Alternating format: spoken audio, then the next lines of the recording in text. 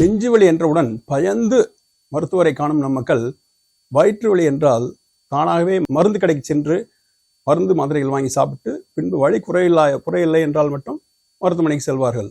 வயிற்று வலியிலும் சில சமயங்களில் குடல் அழுகி அல்லது உறுப்புகள் அழுகி அதனுடைய கிருமிகள் இரத்தத்தில் கலந்து செப்டிசீமியா என்ற உயிருக்கே ஆபத்தான நிலை உருவாகலாம். எனவே வயிற்று வலி என்றாலும் நெஞ்சு வலி போல் அதுக்கு முக்கியத்துவம் கொடுத்து நாம் குணமடைய வேண்டும். இப்பொழுது வயிற்று வலி எதனால் உண்டாகிறது என்று பார்ப்போம். நம்ம வயிற்றை நடு ஒரு 3 கோடுகள் வழியாக ஹரிசாண்டல் 3 கோடுகள், வெர்டிகல் 3 கோடுகள் வழியாக 9 பிரிவுகளாக பிரித்து வலது மேல் பகுதி மோஸ்ட்லி பித்தப்பை கற்கள் கல்லீரலில் உள்ள அலர்ஜினால் வரலாம்.